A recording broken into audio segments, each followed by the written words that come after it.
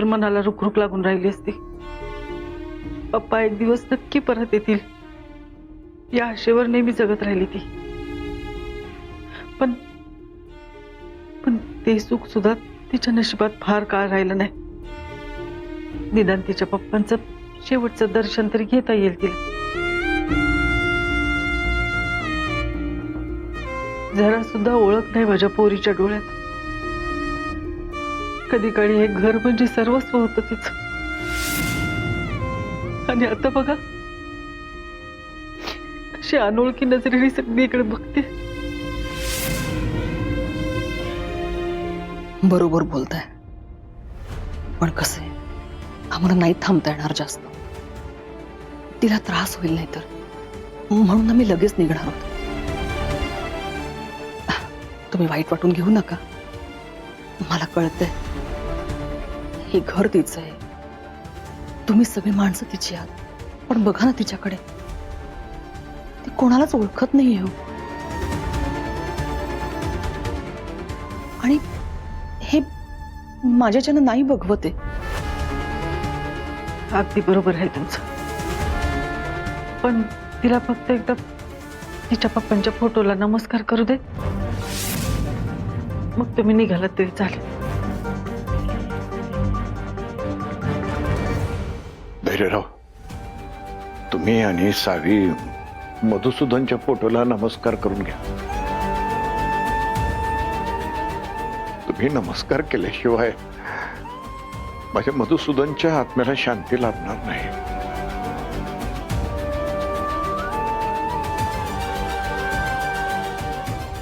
या, धैर्य।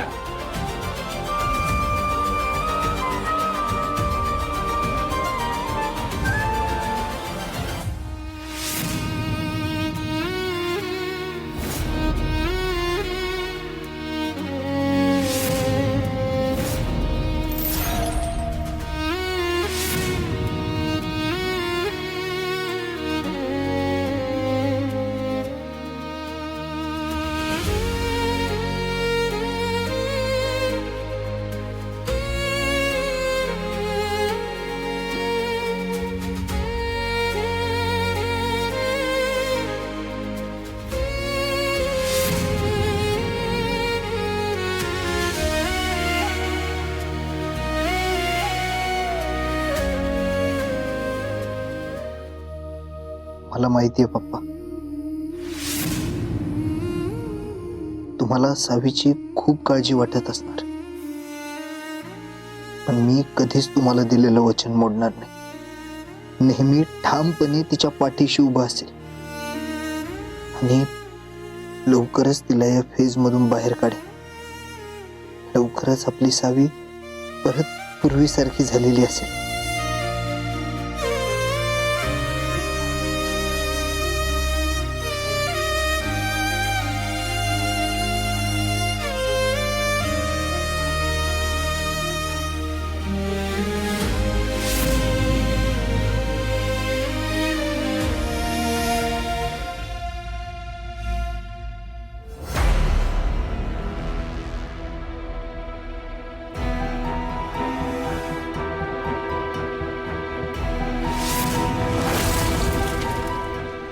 मधुसूदन नाईक, तुला संपवून माझ्या मनाला किती आनंद झालाय, मला किती बरं वाटलंय हे मी तुला नाही सांगू शकत। आणि आता बघ, आता लवकरच मी तुझ्या मुलीला तुझ्याकडे पाठवणार आहे।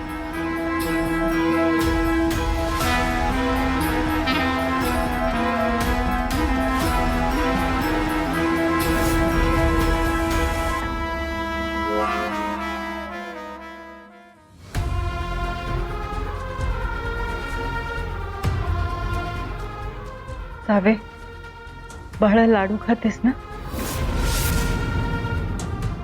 तुला आवडतात ना?